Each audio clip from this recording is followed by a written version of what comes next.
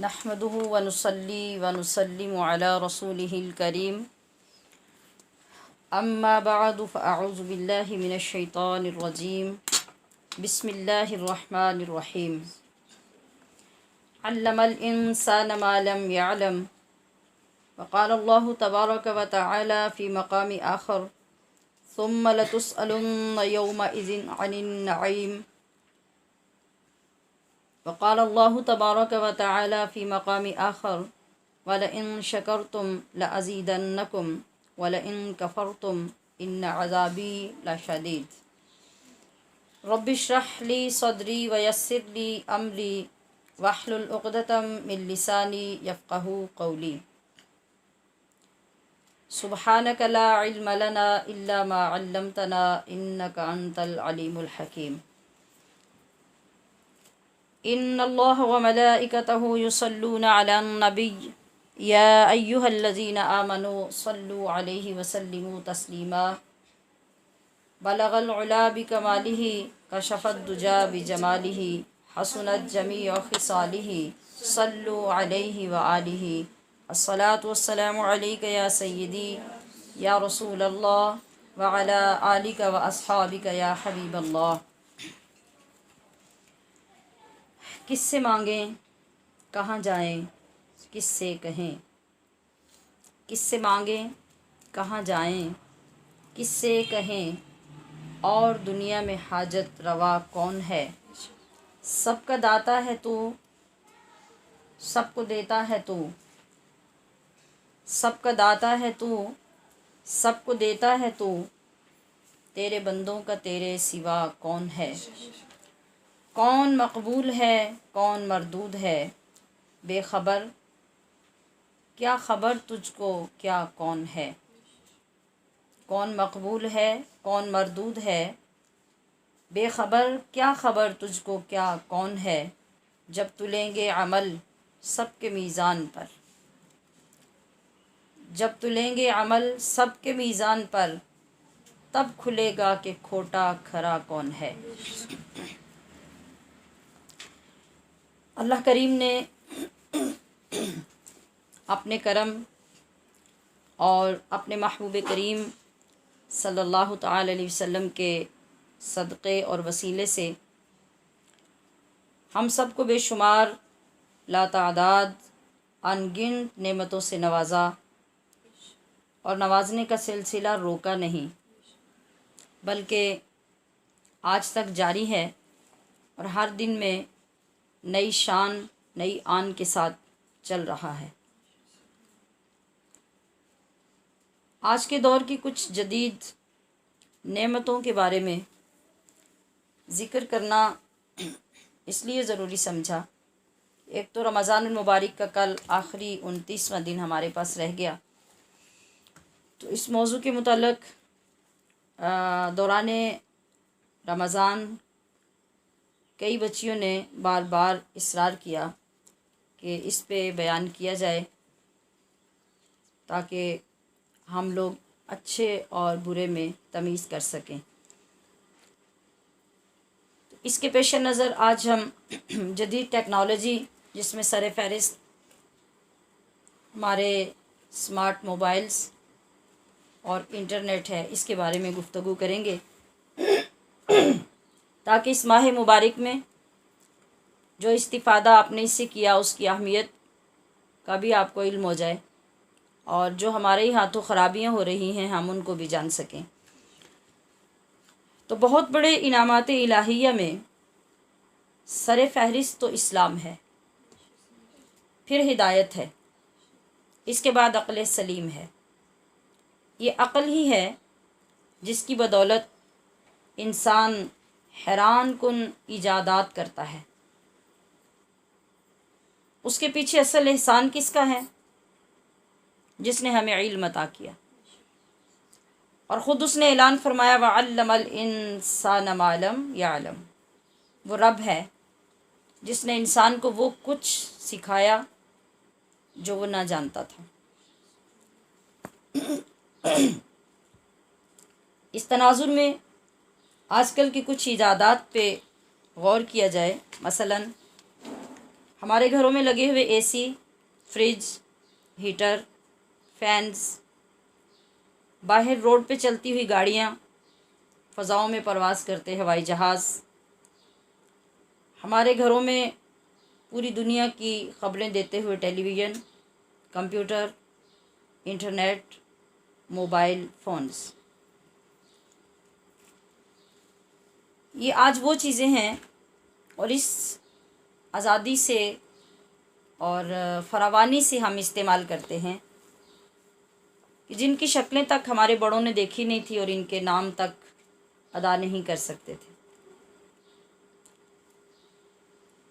नेमत कोई भी हो, इसकी कदर और ज़्यादा हासिल करने का तरीक़ा कुरान अज़ीम ने हमें सिखाया है। वो किसी ज़माने की नेमत हो, किसी शोबाए ज़िंदगी से ताल्लुक़ रखती हो, कोई भी फ़ायदा हमें दे सकती हो, तरीक़ा एक ही है। अगर आप नेमत को बरक़रार रखना चाहते हैं या उसकी ज़्यादती का हुसूल करना चाहते हैं तो फिर ज़ाबिता वही पकड़ें जो अल्लाह ने आपको दिया है, और वो है वाला इन शकरतुम ला अज़ीदन्नकुम। अगर वो तुम्हें कुछ अता करे तो फिर उस पर शुक्र अदा करते रहो, तो वो अपने कानून के मुताबिक तुम्हारी नेमतों में इजाफ़ा फरमाता रहेगा। और अगर तुम शुक्र नहीं करोगे तो उसका क्या जाएगा। जिस तरह उसने ये बता दिया कि शुक्र करो तो नेमतों में इजाफ़ा हो जाएगा, और इजाफ़ा भी ऐसे नहीं कि कभी हुआ कभी नहीं, ज़रूर ज़रूर ज़रूर फरमा के ऐलान किया कि तुम्हें दूंगा और देता रहूँगा। तो अगर तुम इससे मुत्तफ़िक़ नहीं होगे और नाशुक्री करके उन नेमतों को ज़ाया करोगे तो इन्ना अज़ाबी ला शदीद, फिर यकीनन मेरा अज़ाब भी बड़ा सख्त है। और वो अज़ाब कितनी सूरतों में लाहिक़ होता है, दुनिया में भी आखिरत में भी, और उसकी सूरतें कितनी होती हैं, वबाल कितने होते हैं, किस किस अंदाज में वो अल्लाह का अज़ाब बन के चीज़ें आती हैं, हम उनका इदराक नहीं कर सकते। जब हम अल्लाह तबारक व तआला की नेमतों के मिलने के रास्ते को पहचानेंगे तो फिर तो हम उसकी नाराज़गी, गज़ब और वबाल को भी समझ सकेंगे। जब इसको नहीं पहचानेंगे तो उसकी समझ भी नहीं आएगी। अब अगर अल्लाह तबारक व तआला ने हमें ये चीज़ें अता फ़रमाई हैं, हम इनको अच्छे तरीक़े से कदर से इस्तेमाल करें तो यकीनन ये हमारे लिए नेमत ही रहेंगी, रहमत ही रहेंगी। शिद्दत की गर्मी में जब आपसे कोई काम करना, बाहर निकलना, ख़ास तौर पे बीमारी और कमज़ोरी, नकाहत और बुढ़ापे की हालत में कुछ नहीं हो पाता, सांस लेना मुश्किल हो जाता है, तो ऐसे में अगर आपके कमरे में एसी लगा होता है तो कितनी बड़ी नेमत आपको महसूस होती है। जब लोग ठंडा पानी पीने के लिए तरस रहे होते हैं और आपके घर में फ्रिज रखी होती है, वाटर कूलर रखा होता है इलेक्ट्रिक, तो आपके लिए वो कितनी बड़ी नेमत होती है। लोग शिद्दत सर्दी से कांप रहे होते हैं, जहाँ बिस्तर भी उस सर्दी को दूर करने के लिए नाकाफ़ी हो जाते हैं। आपका अपना बुढ़ापा, आपकी कमज़ोरी, वो भी आपके साथ ताउन नहीं करते, तो ऐसे में कमरे में लगा हीटर आपके लिए कितनी बड़ी नेमत होता है। इसी तरह वो ज़माने जब बहुत बीमार और बहुत लाग़र और हर उम्र का बंदा जब सफ़र करता मजबूरी के आलम में, तो या पैदल और या फिर गधों घोड़ों पर, कितनी मुशक्क़त थी, कितनी तकलीफ़ थी। आज हम देखते हैं कि हमारे सामने, और हम ख़ुद भी बाज़ औक़ात इस हालत में होते हैं कि हमारे दरवाज़े पे गाड़ी खड़ी हो तो हम वहाँ चल के बैठ नहीं सकते, हम इतने लाग़र होते हैं। तो उस दौर में जब लोग इस तरह से सफ़र करते थे, उनकी ज़िंदगियाँ कितनी मुशक्क़त वाली थी, और आज हमारे लिए कितनी नेमतें हैं। हमने कभी इस पॉइंट ऑफ व्यू से नहीं सोचा। फिर उसके बाद गाड़ियाँ आईं और गाड़ियों का दौर भी पीछे रह गया, तो दूसरे ममालिक में जाने के लिए जहाँ हफ्ते और महीने लगा करते थे, इंसान ने और तरक्की की, अक्ल सलीम को और उरूज मिला तो इंसान ने हवाई जहाज़ बना लिया और फिर महीनों के सफ़र वो घंटों में करने लगा। तो क्या ये कम नेमत है? घरों में टेलीविज़न आए तो दुनिया भर की ख़बरें मिलने लगी। वो फिर महदूद थी नेशनल लेवल पे या कुछ ख़ास चैनल्स थे, फिर वो बढ़ते बढ़ते बढ़ते बढ़ते टेक्नोलॉजी आगे बढ़ती गई, रूज मिलता गया। कंप्यूटर आए, इंटरनेट आए, आम मोबाइल आए,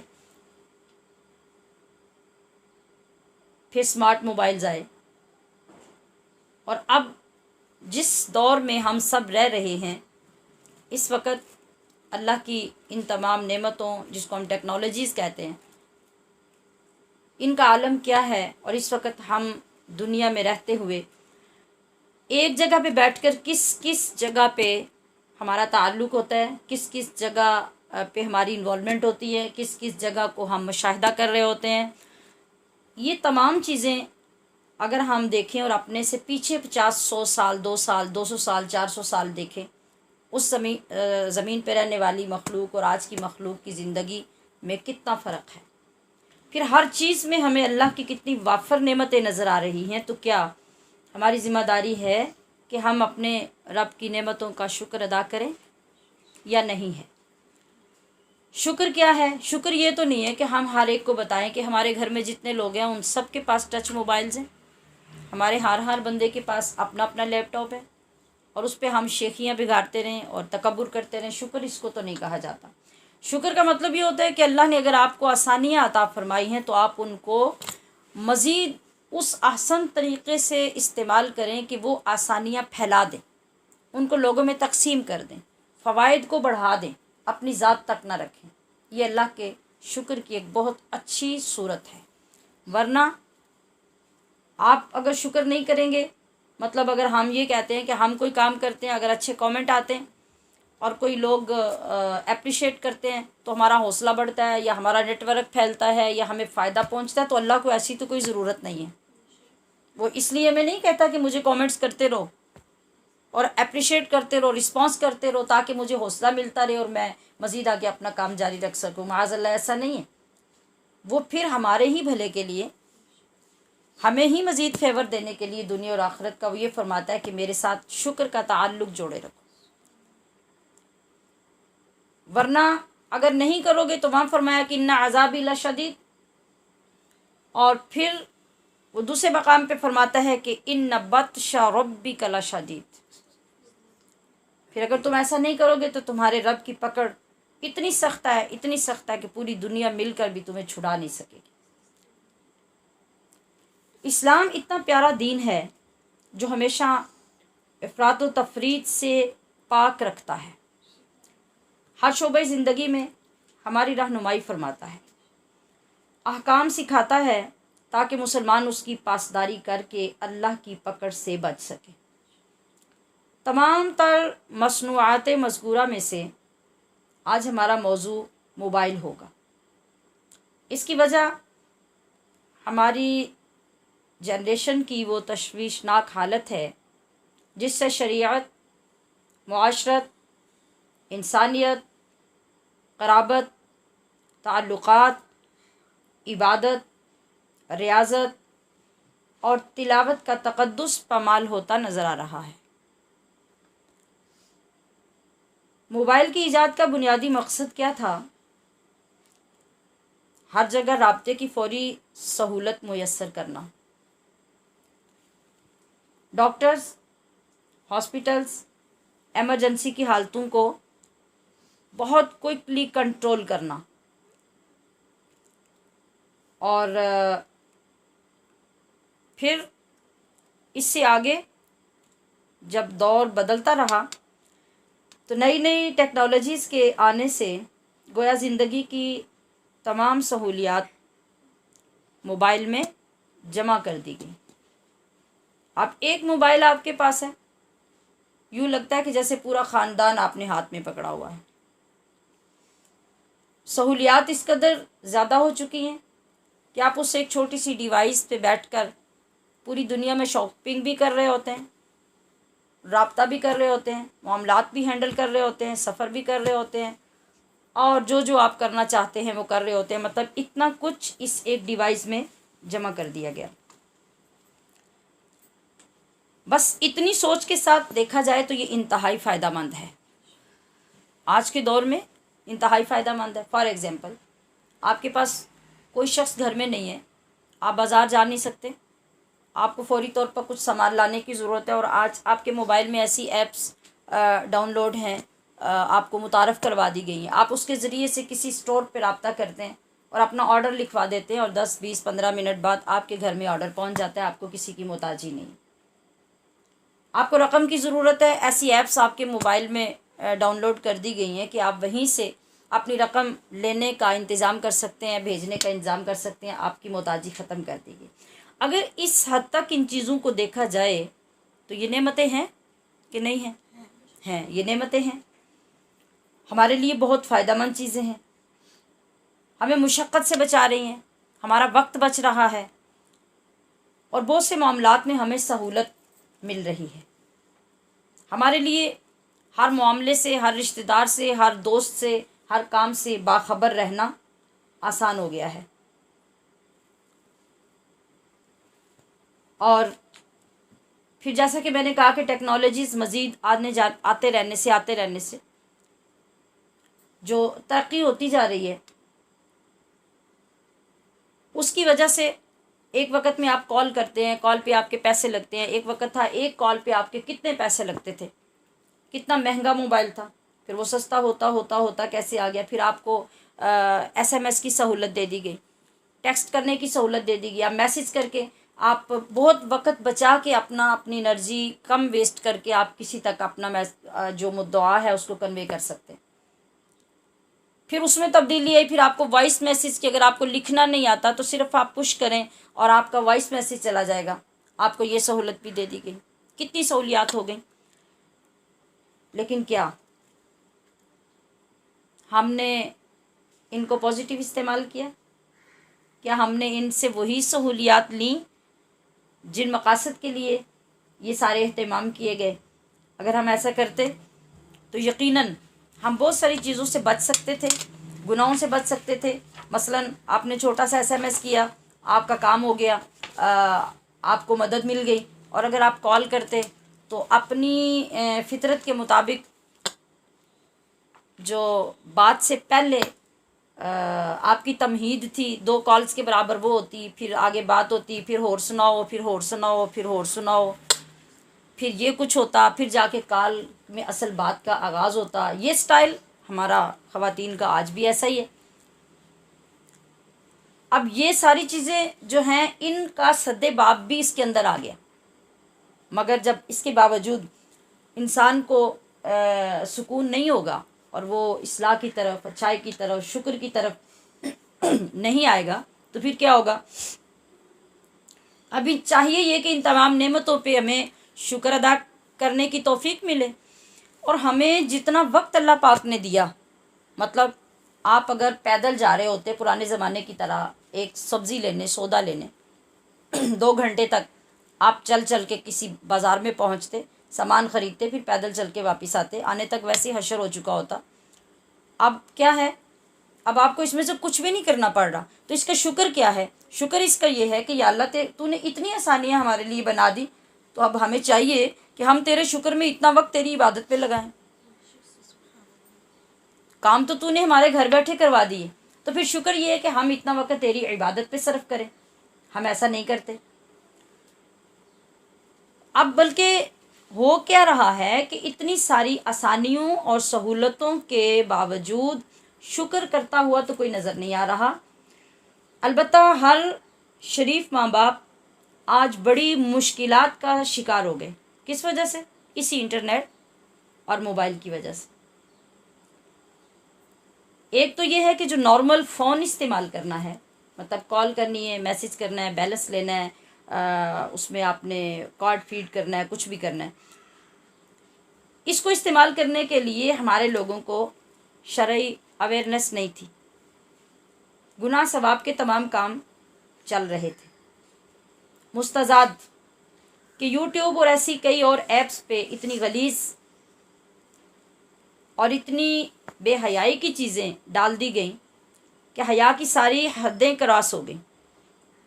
ऐसी वीडियोस अपलोड करनी शुरू कर दी गई और ऐसी लाइव चीज़ें आनी शुरू हो गई कि अल अमान अल हफीज़। हर नौजवान की जेब में एक डिवाइस मोबाइल नाम की नहीं है, बल्कि अगर हकीकत की नज़र से देखें तो आज हर नौजवान की जेब में फहाशी का अड्डा है। हया दफन हो चुकी है।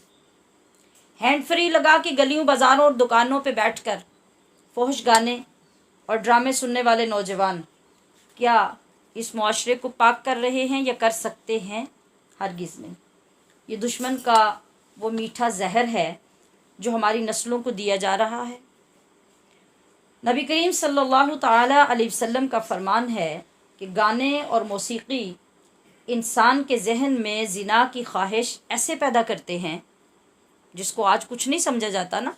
अगर कहा जाए कि म्यूज़िक नहीं सुने, गाना नहीं सुने, तो इसके लिए 1001 दलीलें ला के पेश की जाती हैं, बजाय इसके कि अपने आप को या अपनी जनरेशन्स को बचाया जाए।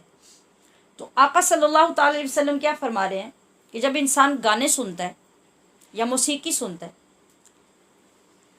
तो उसके ज़रिए से इंसान के जहन में ज़िना की ख्वाहिश इस तरह पैदा होती है जैसे बारिश ज़मीन के ऊपर जब गिरती है ना, तो उस बारिश की वजह से जितनी जल्दी ज़मीन के अंदर से खेती निकलती है, इतनी तेज़ी से बंदे के अंदर ज़िना की ख्वाहिश पैदा होती है।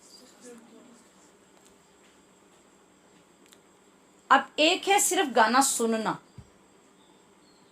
और एक है उसको प्रैक्टिकल देखना। एक वक़्त में वो नौजवान जो अपने ख़ानदान, अपने वालिदैन और उनके कंट्रोल से बाहर हो जाते थे, वो सिनेमा में जाते थे और बड़े एहतमाम से उनको निकलना पड़ता और जाना पड़ता। और आज फिर उसके बाद घरों में टेलीविज़न आए तो जिन्होंने उसको नेगेटिव इस्तेमाल किया तो घर मिनी सिनेमा घर बन गए। अब उससे भी बेहयाई जो है वो क्लोज़ हुई, आसान हुई, तो फिर वो मोबाइल्स के अंदर आ गई और मोबाइल्स में अब हर शख्स आज़ादी से जैसे चाहे, जहाँ चाहे, जिस तरह चाहे वो देख भी सकता है और अपने आप को दिखा भी सकता है।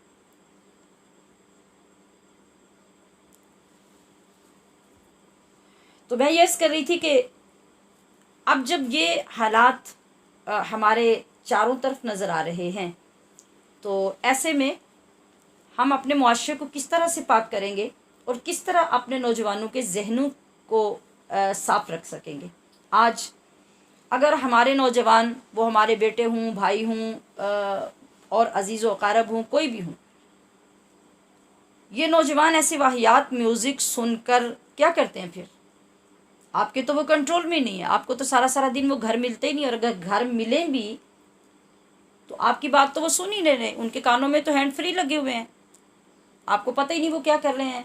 कितने फ़ीसद आज नौजवान नेक हैं, कितने माँ बाप के नौजवान हैं जिनकी वजह से माँ बाप मुतमईन हैं और वो समझते हैं कि हमारी औलाद वाकई नेक है, और कितने फ़ीसद नौजवान ऐसे हैं जो अपनी माँओं, बहनों, बेटियों के भरम रखे हुए हैं और उनकी इज़्ज़त का उनको ख़याल है। ये हर माँ बाप खुद फैसला कर सकता है। ये अलमिया है हमारा कि अब जब यही नौजवान इन मकामात पे बैठकर जब ये सब कुछ वाहियात चीज़ें सुनकर, देखकर आपे से बाहर होते हैं तो फिर क्या होता है, फिर लड़कियों के नंबर्स तलाश करने लगते हैं और नंबर्स तलाश करने के बाद फिर उनके साथ ताल्लुक़ बनाने के लिए न जाने क्या कुछ किया जाता है। ये वो पर्दा है जो हमारी बहुत सारी सादा लो माँओं की निगाहों पे पड़ा हुआ है। वो सिर्फ इसी बात पे रोती हैं कि मेरी बेटी मेरी बात नहीं सुनती, मेरा बेटा मेरी बात नहीं सुनता। बाप की आंखों पे भी पट्टी बंदी होती है, माँ की आंखों पे भी पट्टी बंदी होती है। जो तरीक़ा आपको अल्लाह और उसके हबीब सल्लल्लाहु अलैहि वसल्लम ने तरबियत करने का दिया, जब आपने उसको इग्नोर कर दिया तो फिर ये वक़्त तो आना ही है। लिहाजा मैंने आगाज़ में अर्ज़ किया कि हमने पूरा महीना अल्लाह के करम, उसके फ़ज़ल से मेहनत की और इससे पहले भी हर साल में अल्हम्दुलिल्लाह उसकी तौफ़ीक से हम ये माह रमज़ान में अपनी पूरी कोशिश करते हैं, अपनी ख़राबियों को ख़ुद दुरुस्त करने की कोशिश करते हैं। किसी पे तनक़ीद नहीं है और इल्ज़ाम तराशी नहीं है, हम सब किसी न किसी गुनाह में जब मुब्तला होते हैं तो ये अल्लाह की तौफीक होती है कि वो हमें सूझबूझ अता फरमाता है, हिम्मत अता फरमाता है कि हम अपने गुनाहों से पर्दा उठा सकें और ख़ुद मिलजुल कर एक दूसरे की इस्लाह करें, और इसी में बरकत पैदा होती है। और अल्हम्दुलिल्लाह हर साल में कितनी तादाद में लोग बुराई को बुराई समझने में कामयाब हो जाते हैं और अच्छाई को अपना लेते हैं। तो आज भी सिर्फ इसी मकसद के लिए इसको बयान करना है, ताकि अब चूँकि हमारे पास एक दिन और रह गया, हमने इस मर्तबा एक बड़े हल्के में लॉकडाउन की वजह से जो लोग मोबाइल से इतने इन टच नहीं थे, इस्तेमाल करना नहीं जानते थे, बच्चियों के पास नहीं था, उनको एक तरगीब देकर उनके घरों तक इस हदायत के सिलसिले को पहुंचाने की कोशिश की। तो इसी रोशनी में आज हमें इसको परखना बहुत फ़ायदा दे सकता है कि जिस मोबाइल के ज़रिए कसरत से बेहयाई और बुराई फैल रही है, आपने एक तजुर्बा कर लिया कि इसी मोबाइल के ज़रिए आप कसरत से दीन मुस्तफ़ा की तरवीज कर सकते हैं। यही मोबाइल आपके लिए सदका जारिया बन सकता है। यही मोबाइल आपके माँ बाप और असातिज़ा के लिए और बिगड़े हुए ख़ानदानों को संवारने में अहम किरदार अदा कर सकता है। और इसके नतीजे में हमें ये बात समझने में बहुत आसानी हो जाएगी कि कभी भी कोई ईजाद बुरी नहीं होती, कभी कोई चीज़ बुरी नहीं होती, कभी कोई टेक्निक बुरी नहीं होती, कभी कोई मशीनरी बुरी नहीं होती। हमेशा बुराई और अच्छाई इंसान के अंदर होती है, या वो उसको बुरा इस्तेमाल करता है या वो उसको अच्छा इस्तेमाल करता है। मैंने आगाज़ में मुख्तसर बता दिया कि मोबाइल की ईजाद का मकसद क्या था।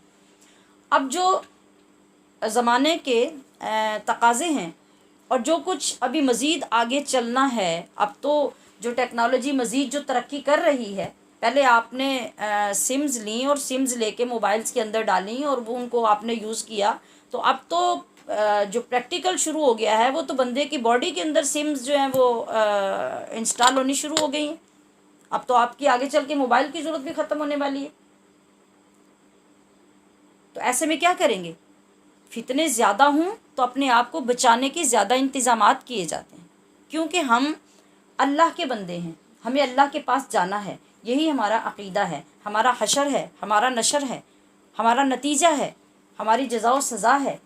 तो जब हम इस पॉइंट से पीछे नहीं हटेंगे ना, तो फिर हमें हर लम्हा ये फ़िक्र दामनगीर होगी कि अगर हम ट्रैक से हट गए तो हमारा क्या बनेगा, हमें कहाँ जाना है।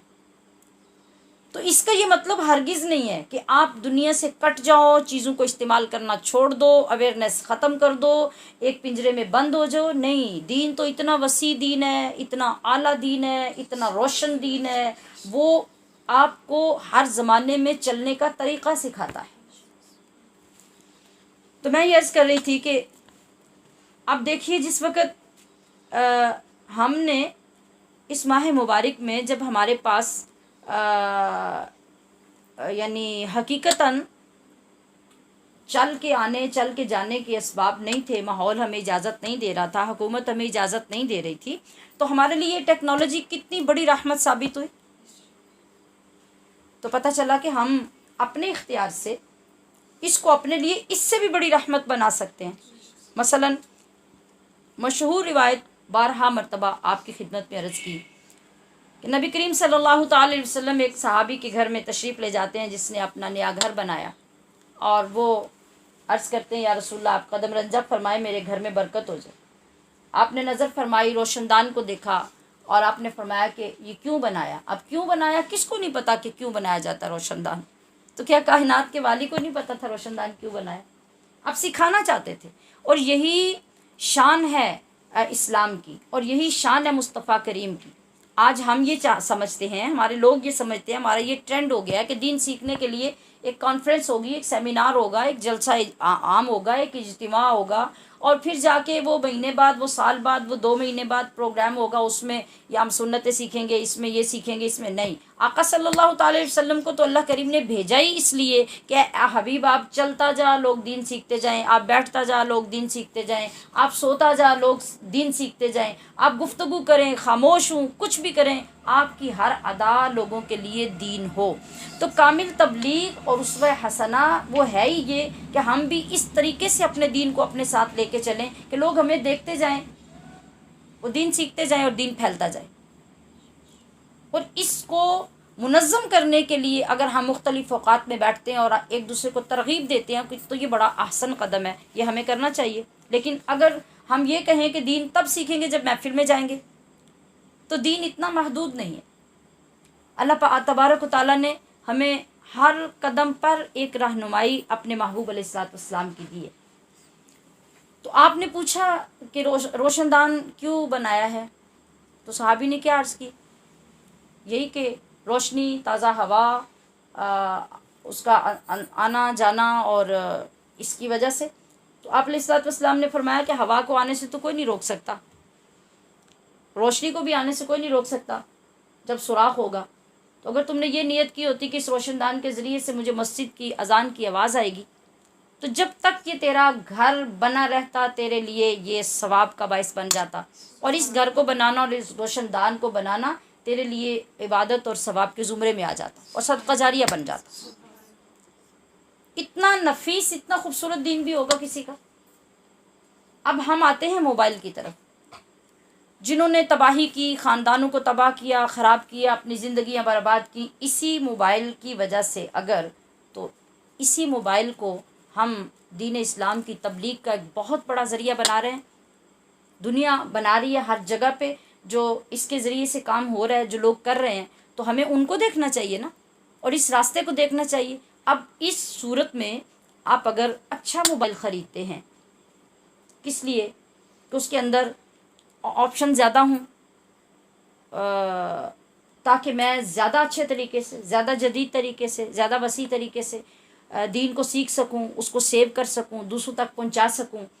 अब जितनी चीज़ें सोचकर आप इस नीयत के साथ, इखलास के साथ ये चीज़ ख़रीद लेते हैं, तो आपका क्या ख़्याल है, इसके ज़रिए से आपके जितने मैसेजेस सिर्फ़ अल्लाह और उसके हबीब का दीन सीखने सिखाने के लिए आपने जब लिए और इस्तेमाल किया, तो जहाँ जहाँ तक आपने इसको इस्तेमाल करके मैसेज भेजे, वहाँ वहाँ तक आपकी नेकी का नूर फैला, और जहाँ तक वो फैला वहाँ से वापस क्या आपके लिए आएगा, अजर व सवाब। तो फिर जब तक ये इस्तेमाल होता रहा, जब तक आपकी नीयत पे अमल होता रहा, वो सब इबादत होती रही, तो नुकसान कहाँ हुआ। तो बिला तमसील, बिला तशबीह, जब यही मोबाइल हमारी बच्चियों ने, हमारी बहनों ने इस्तेमाल किया गलत नीयत के साथ, बदनीयती के साथ, धोखा दे के, वालिदैन के साथ झूठ बोल के, मतलब फॉर एग्ज़ाम्पल हमारे बच्चे, हमारी बच्चियाँ जो हैं, वो जब जाते हैं स्कूलों में, कॉलेजेस में जाते हैं, तो वो क्यों इंसिस्ट करके मोबाइल ले लेते हैं, अपने ख़राब माहौल को और मज़ीद आगे ख़राब करने के लिए, बुरे राबिते, बुरे ताल्लुकात उस्तवार करने के लिए माँ बाप को धोखे में रख के वो चीज़ें ले ली और फिर उनको गलत जाके बाहर इस्तेमाल किया। या माँ बाप से छुपा के हमारी कितनी नौजवान बच्चियाँ जिनके बैग्स में मोबाइल होते हैं और घर में माँ बाप को पता ही नहीं होता कि बच्चियाँ यूनिवर्सिटी या कॉलेज में मोबाइल लेके जा रही हैं, और लेके जा रही हैं तो क्यों छुपा के लेके जा रही हैं, वो क्या कर रही हैं। उसी मोबाइल को आप अल्लाह और उसके रसूल के दीन की इशाअत, तरवीज, तबलीग के लिए इस्तेमाल कर सकते हैं। ये है चीज़ का गलत और सही इस्तेमाल। तो ये किसके बस में हुआ, ये चीज़ें हमें कंपनी ने तो नहीं सिखाई ना, ये हमारा दीन हमें सिखा रहा है कि आप किसी भी चीज़ को जब इस्तेमाल करते हैं तो उसका अच्छा और बुरा इस्तेमाल आपके अपने हाथ में है, अपने बस में है, और जो कुछ आपके अंदर है उसी का इजहार बाहर हो रहा है। अल्लाह अकबर। तो अब अगर हम इन चीज़ों के बारे में अपनी औलाद को बताएं, समझाएं, तो बहुत हद तक हम कंट्रोल कर सकते हैं। मगर ऐसा नहीं होता। इधर क्या होता है कि जब लड़के लड़कियां मोबाइल इस्तेमाल करना शुरू करते हैं, उधर जो कंपनियां हैं वो उल्टे सीधे पैकेजेस मुतारफ़ करवाने शुरू कर देती हैं। ये शैतान की चालें देखते जाइए जो इंसान समझने की कोशिश कभी नहीं करता, और फिर पूरी पूरी रात सस्ते पैकेज और फ्री पैकेज जो नतीजा निकालते हैं वो क्या होता है, वो किस लिए इस्तेमाल किए जाते हैं। ना तो कोई माँ से इतना उदास होता है कि सारी रात वो फ्री पैकेज माँ के लिए इस्तेमाल करेगा, ना बाप के लिए करेगा, बल्कि शादीशुदा लोग बीवियों के लिए भी नहीं करेंगे। इन पैकेजेस की एक ख़ास ज़रूरत होती है और वो उसी के लिए इस्तेमाल होते हैं। नौजवानों की बर्बादी यहाँ तक पहुँच चुकी कि वो सारी रात तालीम, ड्यूटी, कारोबार, सेहत, सब कुछ तबाह करते रहते हैं। नस्लें बर्बाद हो रही हैं। माँ बहन बेटी की तमीज़ ख़त्म हो गई। फ्रॉड, झूठ, जहालत, ये सब उरूज पे हैं। तो गोया मोबाइल एक शहवत परस्ती का और हया की तमाम चादरें उतार फेंकने का आसान ज़रिया बन गया। हमारी कितनी बेटियों की गैरत के जनाजे उठ चुके, कितने माँ बाप जीते जी मरे इन मोबाइल्स की वजह से, कितने भाई मुंह दिखाने के काबिल ना रहे इन मोबाइल्स की वजह से। और इंतहाई तलख दूसरा पहलू कि कितनी मर्तबा ऐसा हुआ कि वो भाई जो बड़े गैरतमंद बन के अपनी बहनों पे जबर करते रहे, तशद्दुद करते रहे, उनको घरों में बंद करते रहे। और कभी फिर ऐसा भी हुआ कि एक ही पार्क में जहाँ एक भाई किसी गैर लड़की के साथ ऐश करता हुआ नज़र आया तो उसी के दूसरे कोने में उसी की बहन भी नज़र आ गई। ये था हमारे मुआशरे का रुख। जब इस तरह की तरबियतें करेंगे आप और ख़ुद आप ये कुछ करेंगे तो फिर इस मुआशरे में यही कुछ होगा जो आज हमें नज़र आ रहा है।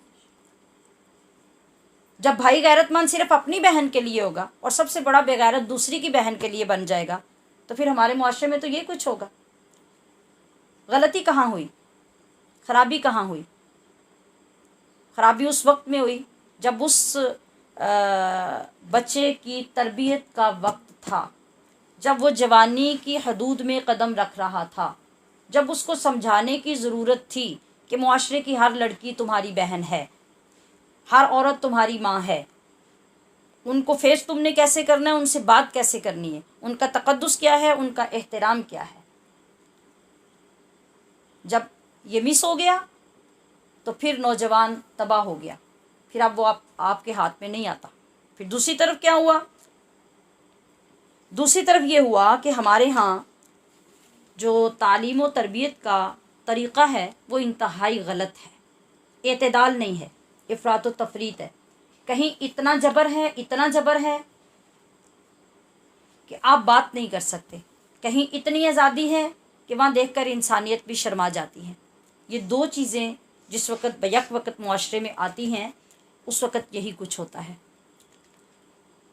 मुशाहिदे और तजुर्बे की रोशनी में जो मैं अर्ज़ करना चाहती हूँ वो ये है कि हमारा जो तरीक़ा तरबियत है वो उसी तरह मोतदिल होना चाहिए जिस तरह हमारा इस्लाम मोतदिल है।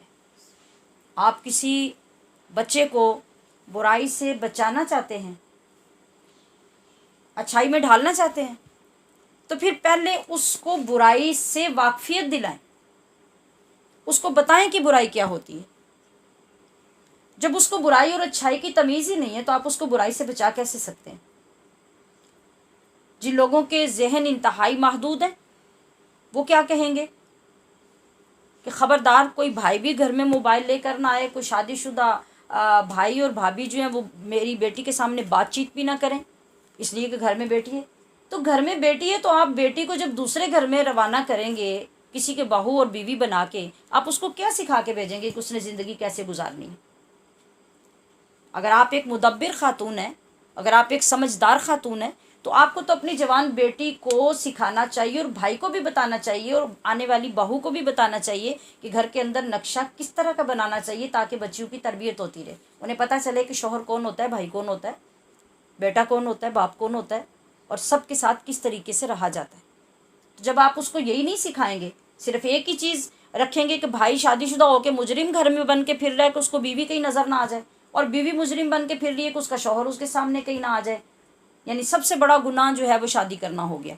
हमने घरों में ऐसे माहौल देखे तो ये इंतहाई दर्जे का एक जबर हुआ। हालांकि बच्ची के अंदर बालिग होने के बाद ये तमीज़ होनी चाहिए कि शौहर कौन होता है, उसके हकूक़ क्या होते हैं, फ़राइज़ क्या होते हैं, उसका ताल्लुक़ क्या होता है। फिर उसको आगे दूसरे घर में जाकर ये समझ आएगी कि उसने किस तरीके से अपनी ज़िम्मेदारियाँ पूरी करनी है। इसी तरीके से आप अगर एक बुराई से बच्चे को बचाना चाहते हैं तो बच्चे को आगाह करें कि ये बुराई होती है, इसके अंदर ये चीज़ें गलत हैं और इनकी इजाज़त हमारा इस्लाम नहीं देता, इसका ये गुनाह है, इसका ये सवाब है। इसको देखेंगे तो आँखों का गुनाह कितना होगा, आपके दिल के अंदर बुराई कितनी पैदा होगी, इससे बचेंगे तो सवाब कितना होगा, पाकीज़गी कितनी होगी। जब आप ये चीज़ें बता के बच्चे को मुतमईन कर देंगे तो उसके अंदर वो सस्पेंस नहीं रहेगा कि वो छुप छुप के उन चीज़ों को ढूंढे। हमने देखा कि जिन माँ बाप ने बेइंतहा पाबंदी लगाई और सख्ती की बच्चों के ऊपर कि मोबाइल के अंदर यूट्यूब है, इसको नहीं खोलना, इसको इस्तेमाल नहीं करना, नेट को इस्तेमाल नहीं करना, फला नहीं करना, उन बच्चों ने क्या किया? उनने चोरी मोबाइल ख़रीदे, घरों से माँ बाप के मोबाइल चुराए और जाके चोरी उन चीज़ों को निकाला, वो देखा। तो फिर क्या हुआ? फिर बेहयाई ज़्यादा बढ़ी, डर जो था वो ख़त्म हो गया। तो तरबियत का एक अंदाज़ हमारा जो है वो मुतदिल होना चाहिए। हमें बच्चों को एतमाद में लेकर उन्हें अच्छाई और बुराई अल्लाह और उसके रसूल के फरमुदात आलिया की रोशनी में, कुरान और हदीस की रोशनी में समझानी चाहिए और फिर उन पे नज़र रखनी चाहिए कि वो उस पर अमल कर रहे हैं या नहीं कर रहे। और जहाँ कहीं ख़राबी नज़र आती है उसको फिर अपनी हिकमत अमली से कंट्रोल करने की कोशिश करनी चाहिए। तो फिर हालात बिल्कुल इस तरह नहीं होते कि एक तरफ ये चल रहा है, दूसरी तरफ ये चल रहा है। अब मैं ये अर्ज़ कर रही थी कि इसी टेक्नोलॉजी को अगर हम अपनी तालीम, तरबियत, अल्लाह के अहकाम की रोशनी में इस्तेमाल करने लगें, आज इस दौर में जब हर वक्त में हमें ज़रूरत है दीन को सीखने, सिखाने और समझने की, तो ये टेक्नोलॉजी हमारी मुआविन, मददगार बन सकती है कि वो तबलीग, वो काम जो हम सालों में नहीं कर सकते थे वो हम दिनों में कर सकते हैं। तो ये क्या होगा? ये अल्लाह की इस नेमत का शुक्र होगा। जब हम ये अदा करेंगे तो अल्लाह पाक हमारी काबिलियत में भी इजाफ़ा फ़रमाएगा, हमारी एक्टिविटीज़ में इजाफ़ा फ़रमाएगा, हमारी सोच में बरकत और ज़्यादा पैदा फरमा देगा। तो ये हमें नुकसानदेह नहीं होगी, हमारे लिए फ़ायदेमंद हो।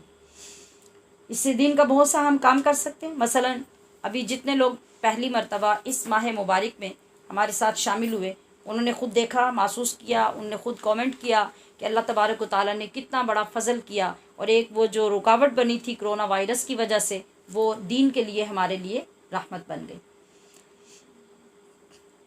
मगर क्या हो रहा है कि इस टेक्नोलॉजी में मोबाइल्स है या इंटरनेट है, तो यहाँ पर भी शैतान फ़ौरन आके बैठ गया और उसके बैठने से क्या हुआ कि दीन बेदीनों के हाथ में चला गया।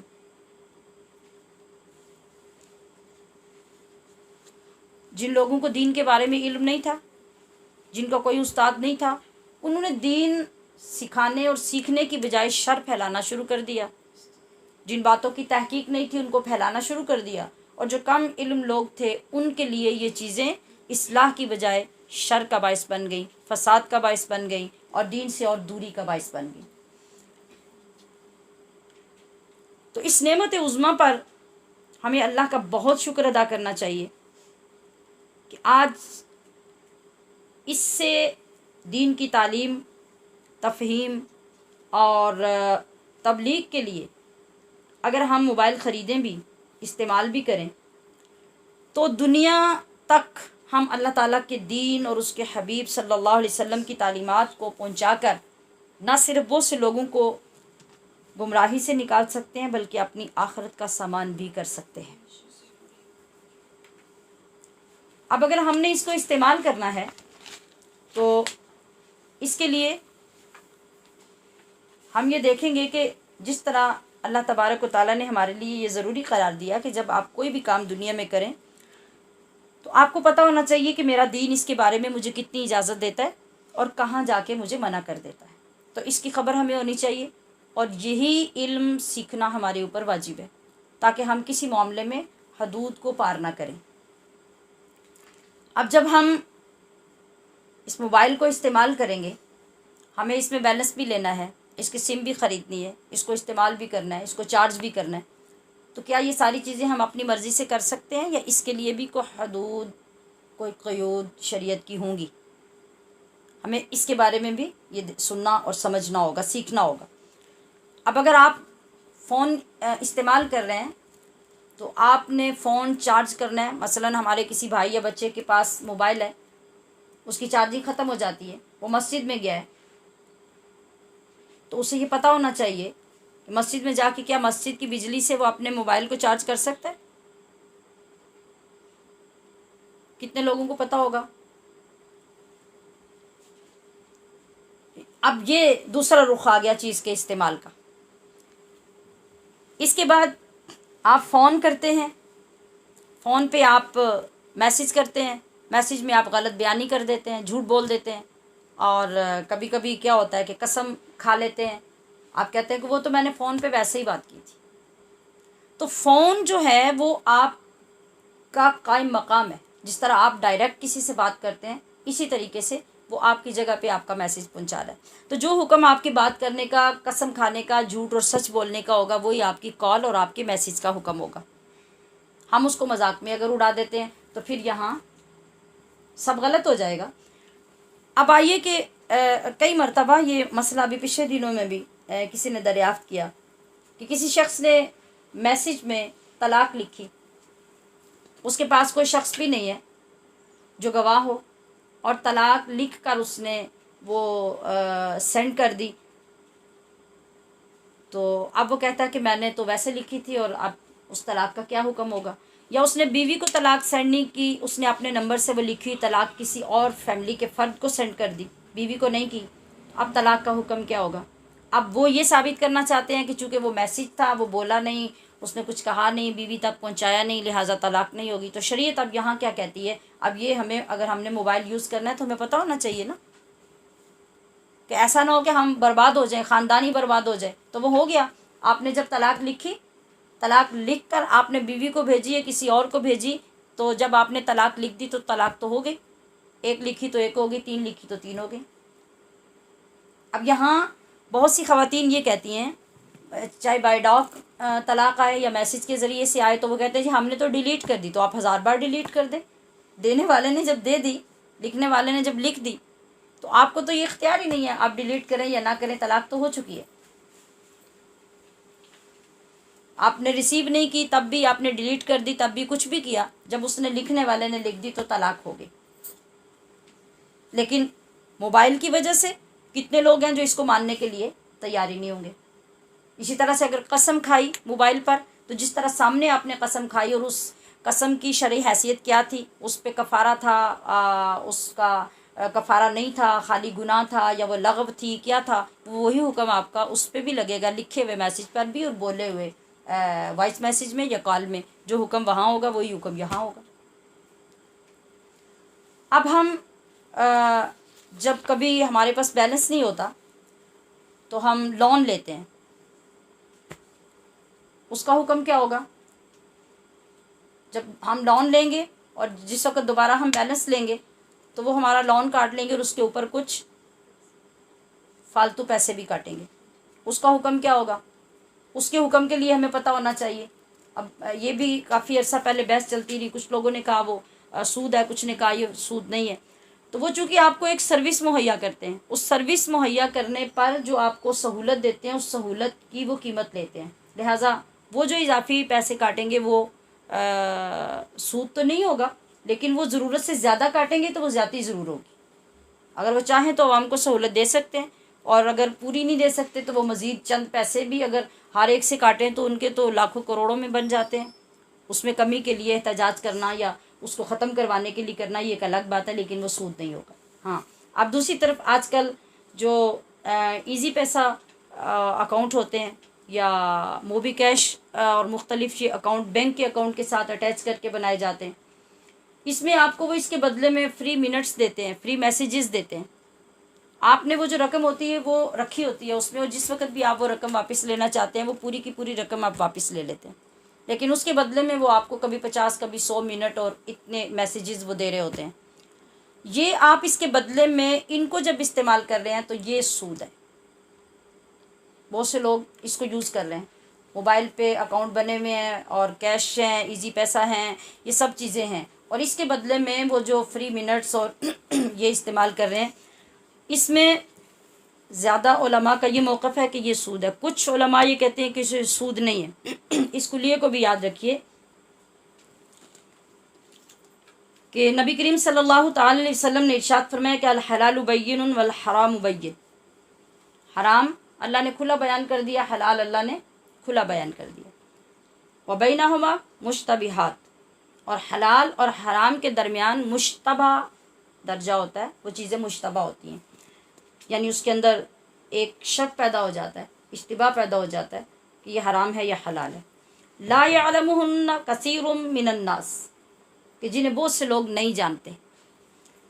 फ़मनित्तक़ा शुबहात, तो जो बंदा शुबहात से बच गया, हराम तो हराम है, उससे बचना तो मुश्किल ही नहीं है, हलाल भी हलाल है, उसको इख्तियार करना मुश्किल नहीं है। तो जो मुश्तबहात से बचा, फ़क़द इस्तबरा दीनिही व अर्दिही, दीनिही व इर्ज़िही, यानी जो बंदा मुश्तबहात से बचा उसने अपना दीन भी बचा लिया, अपनी इज़्ज़त भी बचा ली। तो पता चला कि जब चीज़ें इस तरह आ जाएं तो उनमें आला दर्जा ये है, तक़वा ये है और बेहतरी ये है कि ऐसी चीज़ों से बचा जाए। मतलब एक जमात उलमा की आपको कहती है कि ये ठीक है, दूसरी कहती है गलत है। अब आपके लिए आला दर्जा ये है कि आप उसको छोड़ दें, ना इधर पढ़े ना उधर पढ़े। और अगर मुत्तफ़क़ा तौर पर भी उलमाए किराम ये फरमा रहे हैं कि ये सूद है, तो फिर तो बदरजा औला उससे बचना ज़रूरी होगा। मतलब क्या है कि या तो ये कि अगर आपने वो कैश रखा हुआ है तो फिर आप उसको तो यूज़ कर लें, वो भी एक सहूलत है, दौरे जदीद की वो एक सहूलत है। आप अगर 20,000 रुपया जेब में लेके जाते हैं तो आपके लिए बहुत ख़तरा है, रास्ते में कोई भी ट्रेजेडी हो सकती है। और अगर आपके पास कोई पैसा नहीं है, आपके उस अकाउंट में पैसे हैं, तो आप आसानी से कहीं से भी जाके पैसे ले सकते हैं, तो आप ख़तरे से बच सकते हैं। ज़रूरत के वक़्त आप इस सहूलत से फ़ायदा उठाएं, लेकिन आपको करना ये चाहिए कि फिर आप जो फ्री मिनट्स और फ्री मैसेजेस हैं आप उनको यूज़ ना करें। उनकी एक लिमिट होती है, उसके बाद वो ख़त्म हो जाते हैं। आप उनको इस्तेमाल ना करें, आप उस सिम को इसलिए इस्तेमाल कर लें कि आप इससे फ़ायदा हासिल करते रहें, तो आप इस ख़राबी से भी बच सकते हैं और जदीद सहूलत से फ़ायदा भी हासिल कर सकते हैं। तो कितने फ़ीसद लोग होंगे जो ये मोबाइल यूज़ कर रहे हैं और इन मसाइल की तरफ तवज्जो देते हो? हाँ, बहुत से लोग होंगे अल्हम्दुलिल्लाह जो इन सारी चीज़ों को समझ कर पूछ कर चलते होंगे। लेकिन हमारा जो ज़्यादा फोकस है इस वक्त जो गुफ्तगू करने और समझाने का, वो है अपनी बहनों की तरफ। मर्द हजरात बहुत सारी चीज़ें सीख लेते हैं, अपने तक उनकी महदूद होती हैं, लेकिन हमारी ख़वातीन तक वो चीज़ें नहीं पहुंची होती, उनको अवेयरनेस नहीं होती। वो बेशक बहुत आज़ाद ख़याल भी और बहुत सारी चीज़ें इस्तेमाल भी कर रही होती हैं, लेकिन उनको मसाइल का पता नहीं होता। तो हमारी ज़्यादा से ज़्यादा कोशिश ये है कि हमारी बहनों के अंदर ये अवेयरनेस आए और उनको मसाइल का पता चले, और उनके वसीले से अगर कुछ भाइयों तक भी ये मसाइल नहीं है तो उन तक भी चले जाएं, ये और ज़्यादा अच्छी बात हो जाएगी। तो इसी तरह से अब हम देखें कि आप सल्लल्लाहु ताला अलैहि वसल्लम ने शुबहात से बचने पर कितनी बड़ी खुशखबरी सुनाई। आपने फरमाया कि फ़क़द इस्तबरा दीनिही व इर्ज़िही, उस शख्स ने अपना दीन बचा लिया और अपनी इज़्ज़त को बचा लिया। और वमन वक़ा फ़ि शुबहाति वक़ा फ़िल हराम, जो बंदा शुबहात में पड़ गया समझो कि वो हराम में पड़ गया। उसकी मिसाल आपने दी कि जैसे एक बंदा चरवाहा है, वो अपने जानवर लेके किसी ज़मीन पे जाता है और वहाँ पे लिखा होता है कि आगे जाने की इजाज़त नहीं है, और वो एहतियात नहीं करता, तो क्या होता है? जानवर तो जानवर है ना, उस पर आप कितना कंट्रोल करेंगे? वो तो आउट ऑफ कंट्रोल है। वो एकदम से अगर छलांग मारेगा तो किसी की ज़मीन में चला जाएगा और वो हराम खाने का मुर्तकिब हो जाएगा। लिहाजा वो जो पहले बाड़ लगी हुई है वहीं से कंट्रोल कर लो, उसको पीछे कर लो कि वो अंदर जाए ना। तो जो आपका नफ्स है वो इन जानवरों से भी ज़्यादा आउट ऑफ कंट्रोल है। तो जब आप इसको मुश्तबहात से ही बचाने में कामयाब नहीं होंगे तो ये सीधा हराम में जाके पड़ जाएगा। इसलिए आपने ये मिसाल इरशाद फरमाई।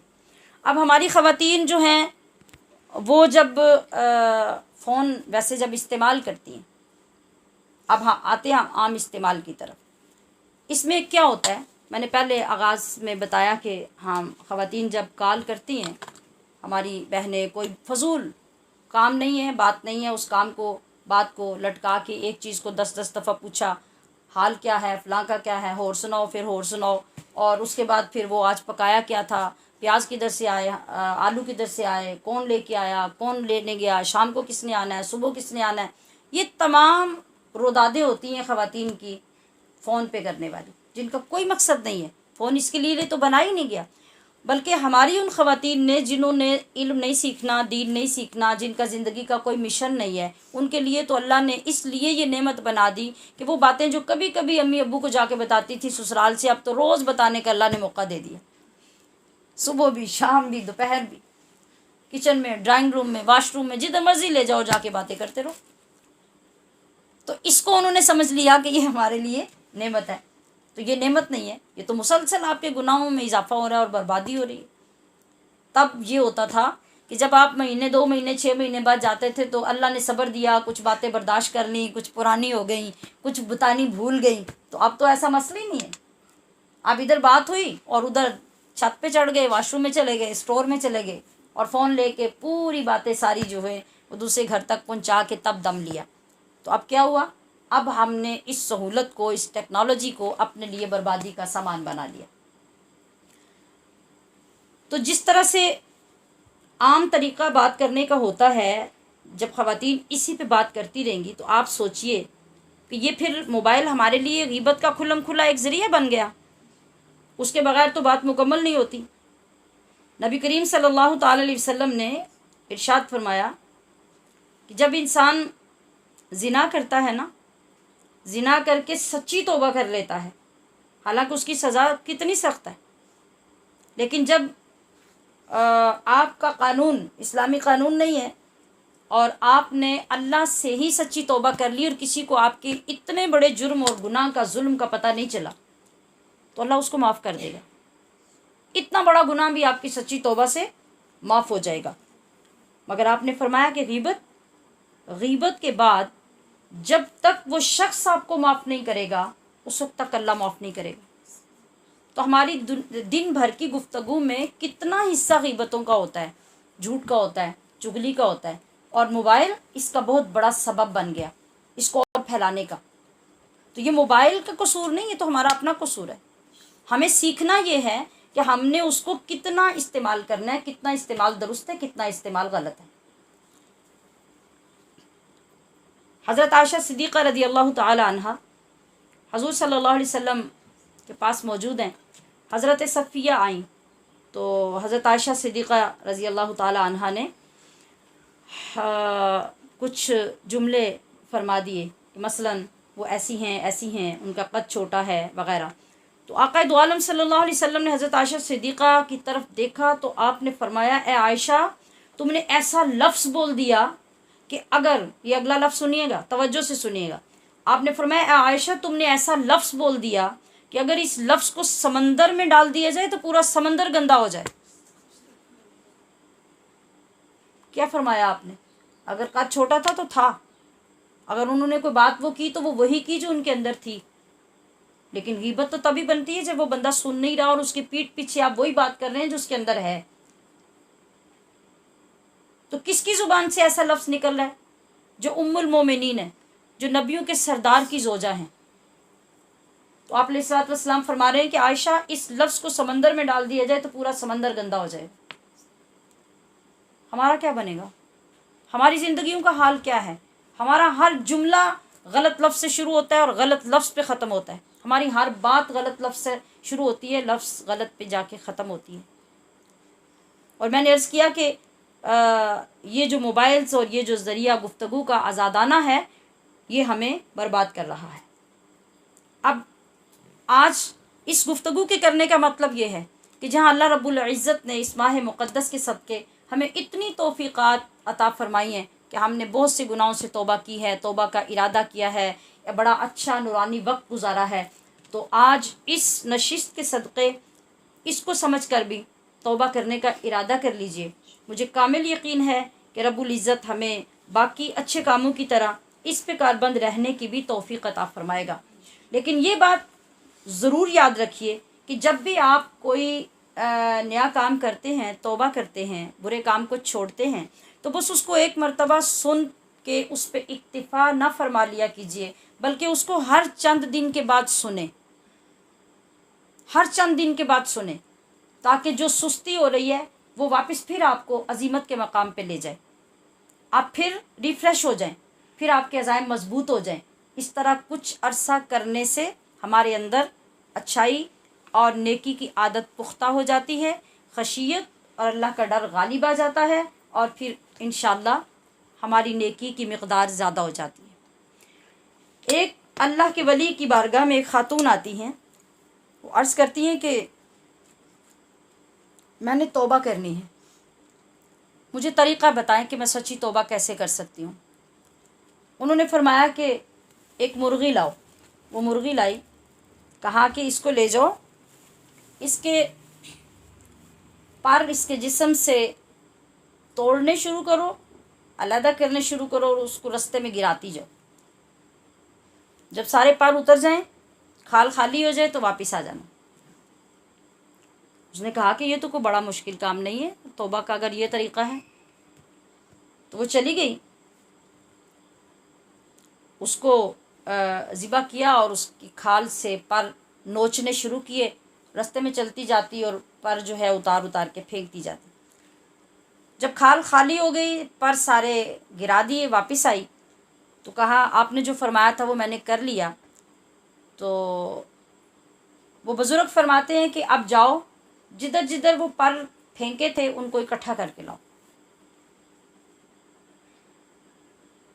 अब हैरान हो गई, कहने लगी ये कैसे पॉसिबल है, मैंने वो पर थे, छोटे थे, बड़े बड़े थे, उनको रास्ते में फेंका, वो कोई हवा में उड़ गए, कोई दूर चले गए, कोई ज़ाया हो गए, कोई किधर गए, अब मैं कैसे ढूंढ के ला सकती हूँ।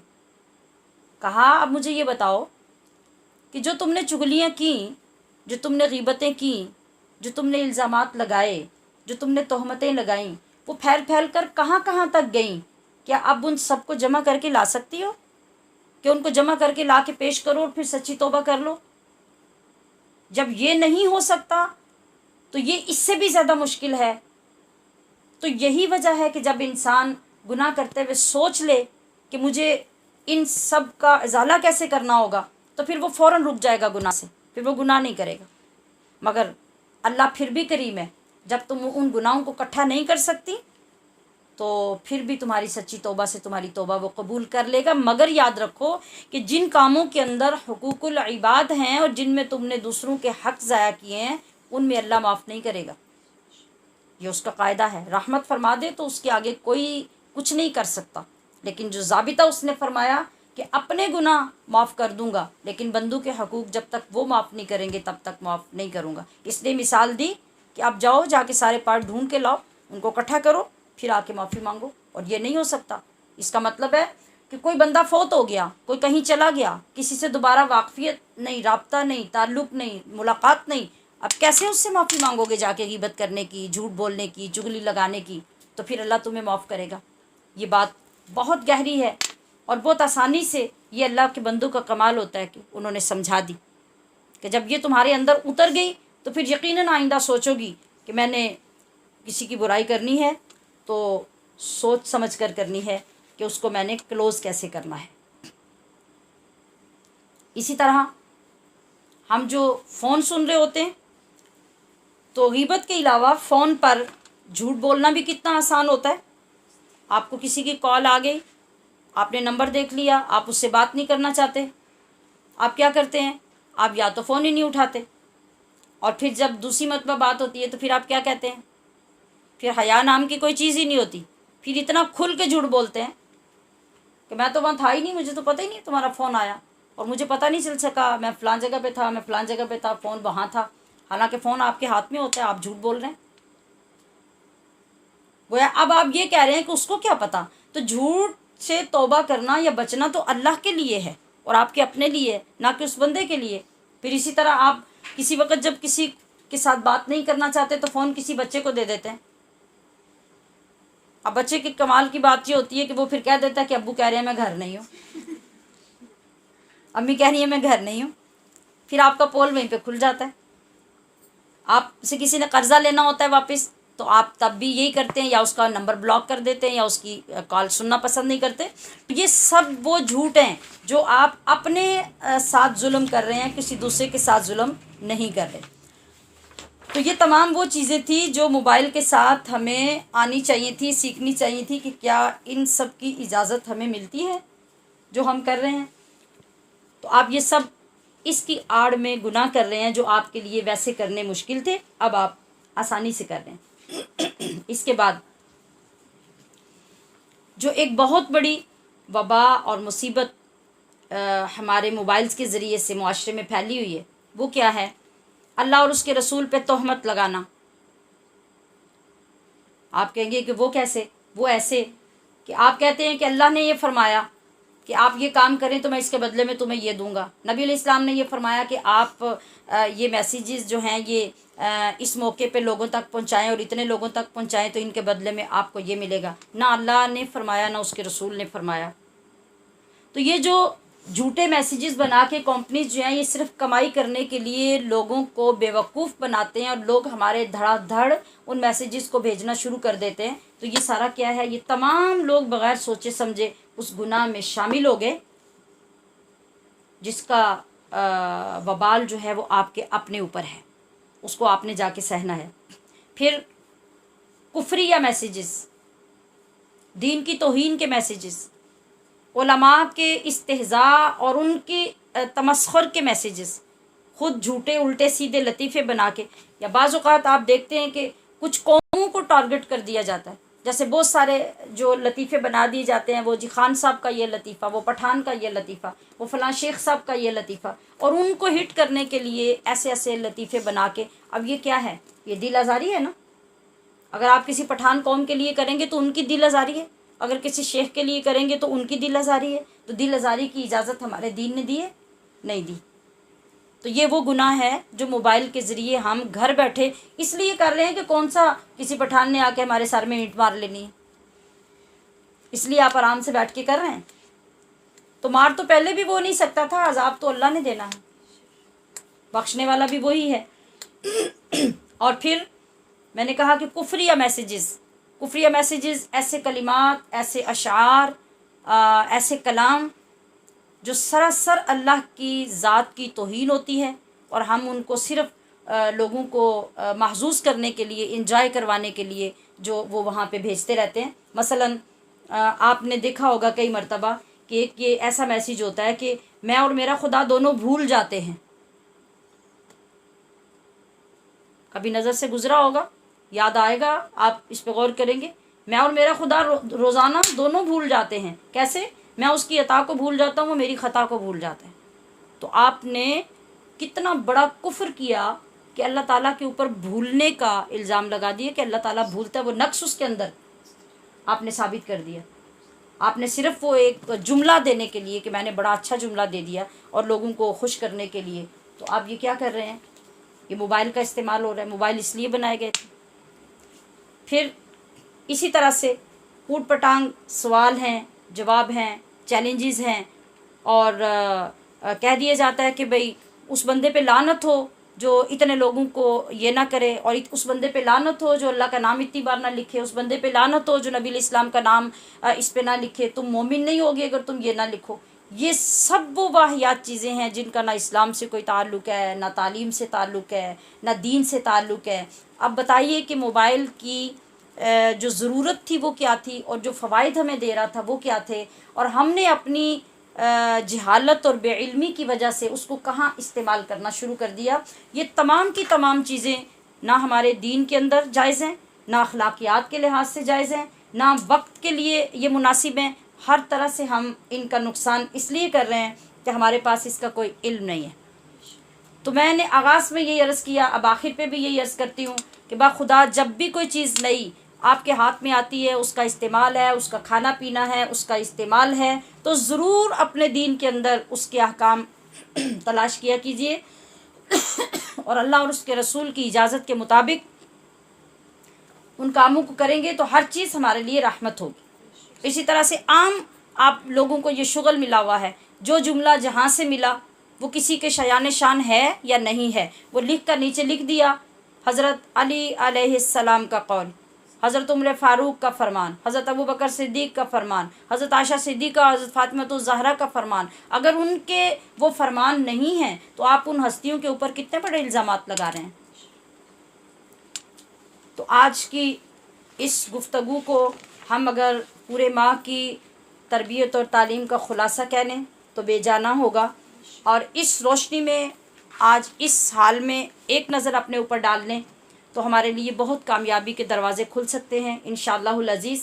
और हम बहुत से गुनाहों से आज की इस गुफ्तगू से बच सकते हैं। अपने नौजवान भाइयों को, बच्चों को बिलखसूस आज की गुफ्तगू ज़रूर सुनाएं ताकि उनकी इस्लाह का ये सबब बन सके और आपके लिए अजर व सवाब के दरवाज़े ज़्यादा खुल सकें। और इंशाल्लाह इस नीयत से जब हम इस पे अमल करेंगे तो ये सूरत हाल सामने ज़रूर आ जाएगी। न थी हाल की जब हमें अपनी खबर, न थी हाल की जब हमें अपनी खबर, रहे देखते लोगों के ऐबो हुनर, पड़ी अपनी बुराई पे जो नज़र, तो निगाह में कोई बुरा ना रहा। फिर हम ही बुरे होंगे। अल्लाह करीम हमें इन तमाम बुराइयों से तौबा की तौफीक अता फरमाए। वाखिर दावाना अनिल हम्दुलिल्लाहि रब्बिल आलमीन। अभी आज के दिन में 2-3 टॉपिक जो बहुत ज़रूरी हैं, यानी फ़ितराना, फ़िदिया, उश्र और क़ज़ा उमरी, ये चीज़ें आज शाम तक मुख्तलिफ़ औक़ात में आप तक इंशाल्लाह ये पहुँच जाएंगी। आपके पास जब टाइम हो आप इन्हें ज़रूर सुन लीजिए। क़ज़ा उमरी का तो अभी थोड़ी देर तक हो सकता है आपके सुनने तक आपको बता दिया जाए। ये बहुत से लोगों ने आज के दिन के बारे में सवाल किया था। वाखिर दावाना अनिल हम्दुलिल्लाहि रब्बिल आलमीन।